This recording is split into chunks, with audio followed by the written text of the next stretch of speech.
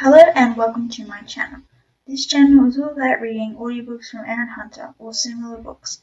The book we're reading today is called Hawkwing's Journey, and it is a super edition within the series Warriors written by Erin. Chapter 11. Turning, Darktail began to scramble from branch to branch, heading toward the far side of the copse.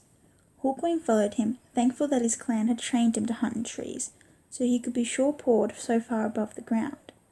With every paw step he struggled not to listen to the dreadful snarling and tearing that came from the dogs. His clanmates clambered after him, and Rain brought up the rear. When they reached the edge of the trees, Darktail leaped down. "Run!" he yelled. The rest of the patrol pelted after him, their belly fur brushing the grass and their tails streaming out behind them. Darktail led them to the hedge, where they thrust their way through again, ignoring the thorns that tore at their fur, until they could halt, panting, on the other side. Hawkwing's belly was cramping so hard he thought he would have to vomit. He wanted to shut out the memory of Toad being ripped apart by the dogs, but he thought the sound and reek of blood would stay with him for the rest of his life. Crouching down, he peered through a gap in the hedge, ready to warn his clanmates if the dogs pursued them. But he saw nothing. All he heard was some distant barking and the yells of Two Legs, which quickly faded away. "Now what do we do?" Sage Nose asked, when all the cats had managed to catch their breath. Darktail sat with his head bowed.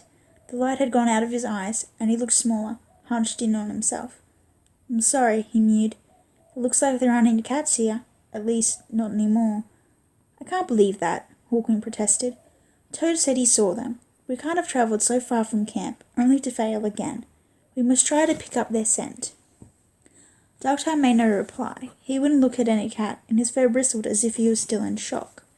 "He's too overcome with grief to think clearly," Hawkwing thought. But Sage Nose gave Hawkwing a brisk nod. "You're right," he told Hawkwing. "We'll search, but we have to stay well away from that barn. Harrybrook, you keep watch and warn us if you see any sign of those dogs, or the Two Legs, coming back." Encouraged by the older warrior, Hawkwing led his friends in a wide circle around the barn, noses to the ground as they desperately searched for some trace of the clan cats. If Toad was right, Firestar's skin must be close, he thought. We can't give up now. But eventually even Hawkwing had to admit that they had failed.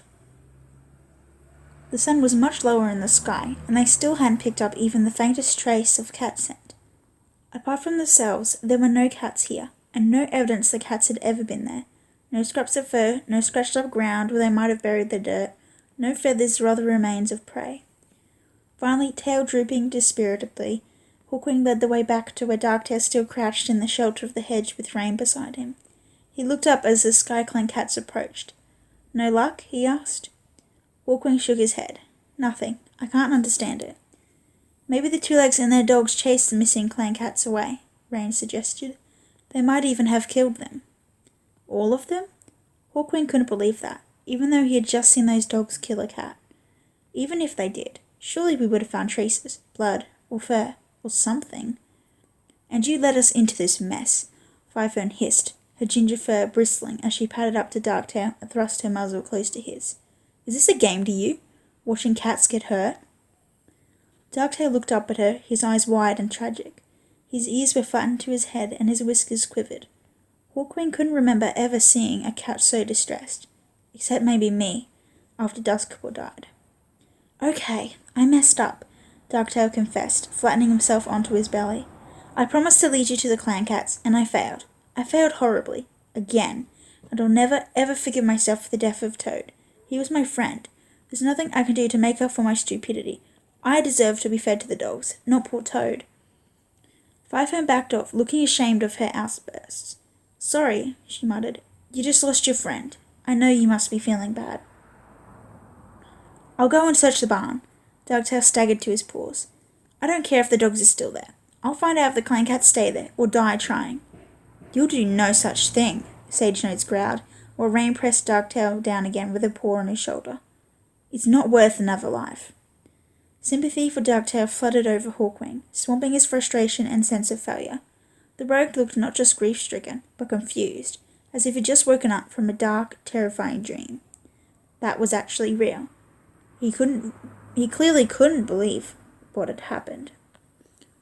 Hawkwing settled down beside the rogue cat, so close their pelts brushed. "Don't be too hard on yourself," he meowed. "Toad just fell off the branch. There was nothing you could have done." Darktail nodded. "Yes, I tried to grab him, but he was too heavy for me to hold." "My brother Duskpaw died in a fire," Hawkwing went on, pressing his muzzle briefly into Darktail's shoulder. "And I keep telling myself I should have saved him. So I know what it's like to feel responsible for a cat's death. It's like a vicious claw underneath your fur, snagging and tearing at you. I don't want you to go through that too." Darktail gave Hawkwing a brief glance before going back to studying his own paws. "Thanks," he whispered. Hawkwing drew away slightly, leaving Darktail with Rain, and gestured with his tail for his claymates to gather around. "We have to decide what to do now," he meowed. Sagenose shrugged. "What can we do? We've no proof the clan cats were ever here." "Even if they were," Firefern agreed with a frustrated twitch of her tail, "there's nothing to tell us where they've gone now." "You mean we should just turn around and go home?" Harry Brook asked, blinking unhappily. Hawkwing opened his jaws to protest. "But "What else do you suggest?" Sagenose interrupted. "Should we just wander around, trying to pick up scent that might never have been there in the first place? That's a good way to get ourselves killed." Firefern and Harry Brook both let out approving murmurs as Sagenose spoke. Hawkwing could tell there was no arguing with them, and deep down he had to admit they were right. "There's no way we can find Firestud's kin now." "Okay," he mewed, reluctant to believe this was his second failed quest. "I was so sure we would succeed this time, and now we're no closer to finding the spark that remains. I guess we go home." As he was speaking, Darktail rose to his paws and patted over with Rain at his shoulder. Hawkwing could see that he was beginning to recover, though he still looked shaken. "We should move away from here," he meowed. "Those dogs could still be around." Hawkwing cast an uneasy glance back at the barn. There was no sign of the dogs or Two Legs. He was almost certain they had gone away, but he couldn't rid himself of the fear that they could come bursting out at Heartbeat's moment and hunt him and his clanmates down. Their paws trailing despondently, their tails dragging on the ground, the patrol followed Sagenose, who took the lead back across the stretch of grass toward a holly thicket at the far side. "I think we should make camp for the night," he suggested, "and then head back to the gorge at sunrise." Within the thicket was a small clearing, sheltered by ferns, where water seeped from a crack in a rocky outcrop and trickled into a small pool. Darktail let himself flop down at the water's edge with a drawn-out groan.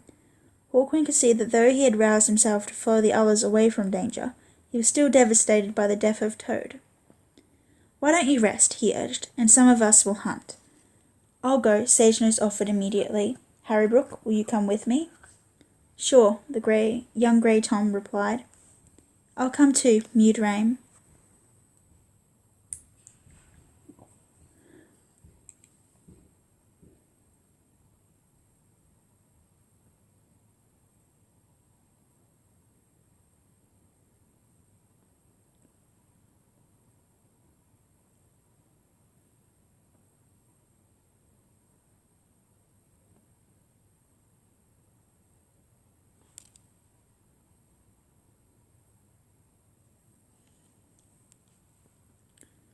The hunters moved off into the bushes, leaving Hawkwing and Firefern beside Darktail.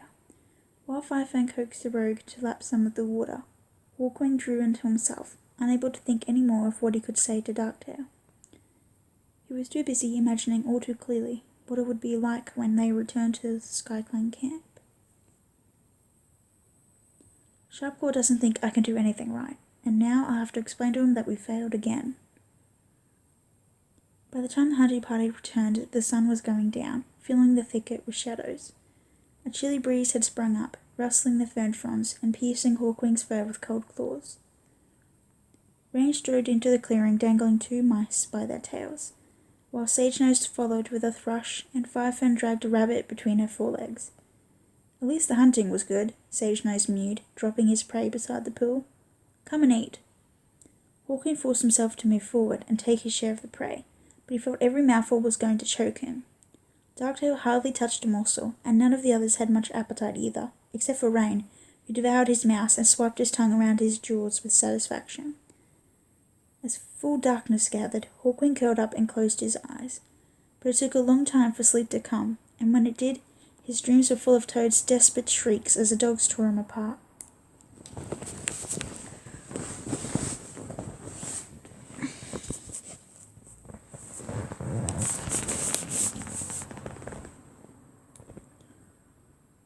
Hawkwing opened his eyes and stretched his jaws into a wide yawn. Pale dawn light was filtering through the branches of the holly thicket. Blinking, Hawkwing sat up and saw that the rest of the patrol were rousing too. For a moment he found it hard to remember where they were and what they should be doing.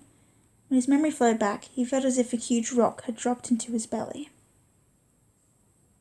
This is the day we have to head back and admit we failed. Again. A few scraps of prey were left from the night before. No cat felt like hunting for more, so when they had shared their meagre remains, they set out again, with Darktail in the lead.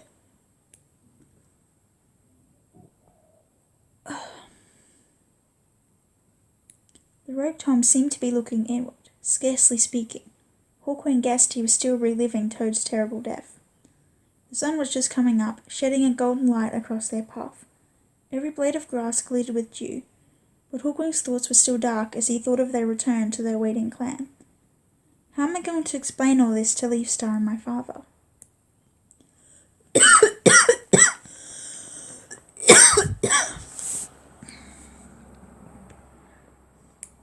After a while, Darktail dropped back a few paw steps to pad alongside Hawkwing. "You look worried," he meowed. "Are you okay?" Hawkwing was touched that Darktail should think about his feelings in the midst of his own grieving. "Yes, I am worried," he confessed. "I'm nervous about going home and telling every cat we're no nearer to finding Firestar's skin. I really hoped I would impress Sharpclaw on this quest, but now he's going to despise me as much as ever." Darktail gave him a sympathetic glance. "Sharpclaw doesn't sound like much of a father," he observed, "if he blames you for something that isn't your fault." Hawkwing felt a tinge of defensiveness at the White Tom's words. After all, Darktail doesn't really know Sharpclaw. "He's a great cat," he responded, "but, well, things haven't been the same between us since Duskpaw died." "Then maybe you'll both get over it," Darktail mewed with an understanding nod.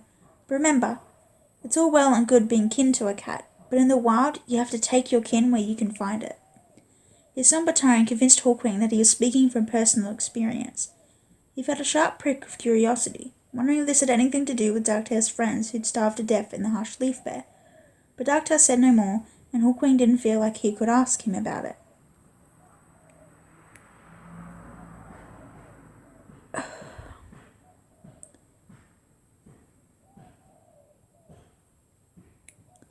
Hawkwing and the rest of the patrol approached the SkyClan camp as their second day of travel drew to a close. The sinking sun cast red light over the stretch of grass that separated the gorge from the two-leg place, and a few warriors of StarClan already glimmered in the sky. As the cats headed toward the gorge, Hawkwing picked up the scent of the border markers and halted abruptly, his pads prickling with apprehension. "That's odd," he muttered. "What's the matter?" Harry Brooke asked. "The scent markings are stale," Hawkwing replied. "They haven't been renewed since dawn, at least." His clanmates tasted the air, and after a moment Sagenose nodded. "You're right," he mewed. "Maybe they're just late with the evening patrol." "Do you really think so?" Hawkwing challenged him. "Or has there been more trouble? Let's get down there." The patrol picked up speed as they wound their way among the shrubs at the top of the gorge, and the shadows of the trees lay dark across their path. Hawkwing imagined there were ominous paws reaching out to grab him, then gave his pelt a shake, telling himself not to be so mouse-brained. Twilight lay thick in the gorge as Hawkwing and the others reached the head of the trail that led down into the camp. It was impossible to see exactly what was going on down below, except that there seemed to be a crowd of cats clustering around the entrance to Ekosong's den. Hawkwing took the lead as the patrol headed into the gorge. He was scarcely aware of the cliff dropping away below him as his paws skimmed over the rocks. His heart was pounding and he could hardly catch his breath. "What happened?" he demanded, thrusting his way into a group of cats around Ekosong's den. "Is something wrong?" His sister Blossomheart turned to face him. In the dim light he saw she had an angry wound on one shoulder, with a clump of fur missing, as if some creature had bitten her. "Those animals came back," she told Hawkwing. "Those raccoons. It was terrible. Leafstar lost her life." Hawkwing felt as though he'd been clawed in his belly. Now he understood why the scent markings hadn't been renewed, and why his clanmates were waiting anxiously outside the medicine cat stand. And now that he had a moment to catch his breath, he could pick up the reek of the raccoons, finding now, but still clear enough, fading now, but still clear enough to reveal the creature's recent presence in the camp.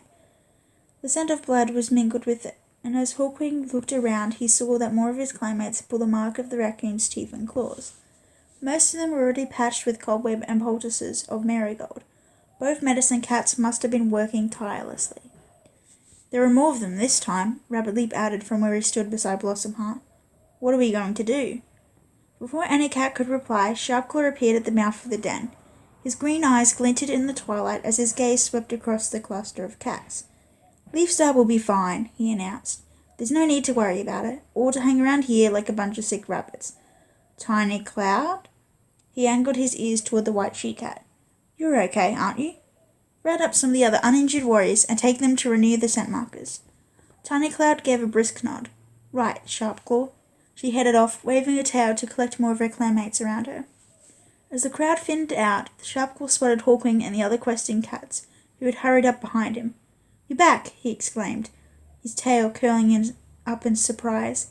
Come in here and report. No, not all of you, just Hawkwing and... Yes, Darktail. Hawkwing's belly cramped. This was the moment he'd been dreading. SkyClan helped me. It wasn't our fault. No cat could have tracked Firestar's kin from that barn, but Hawkwing knew that Sharpclaw wouldn't see it like that.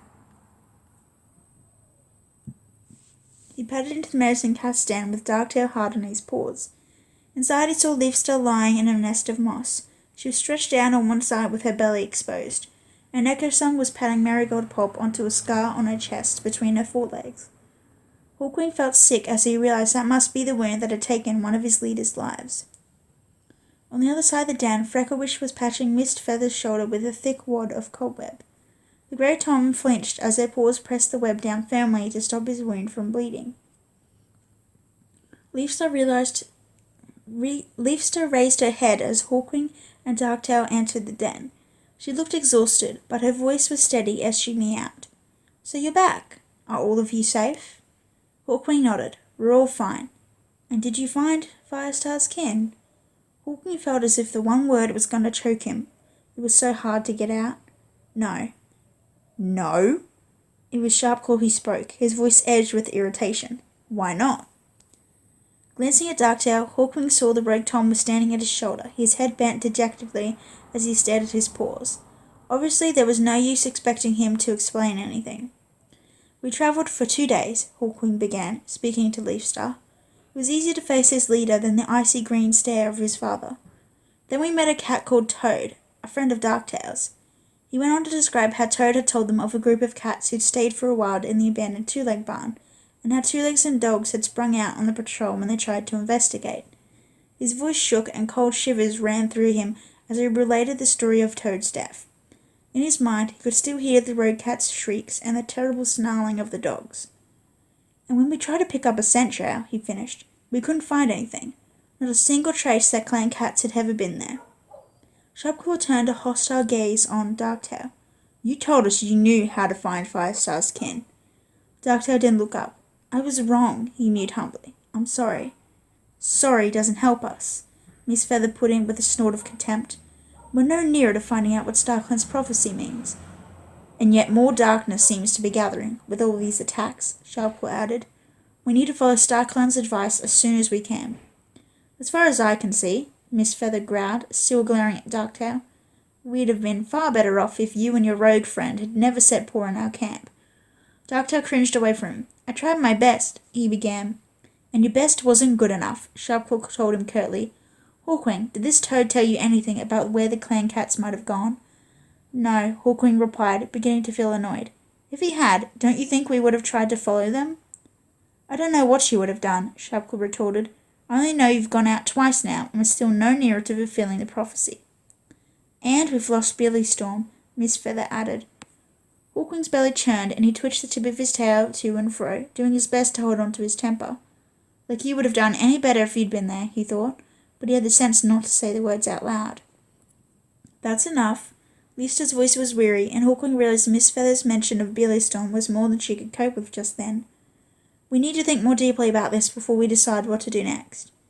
And you need to rest. Echo Song spoke for the first time, her voice firm. Out, all of you. Frecklewish, go and see if any cat still has untreated wounds. Otherwise, no cat sets paw in here until morning." As he left the den in obedience to the medicine cat's orders, Hawkwing felt as if his heart had sunk right down into his paws. "We've enough trouble with these new creatures attacking our camp," he thought. "How can SkyClan expect us to follow their prophecy as well? And what's going to happen to us if we don't?"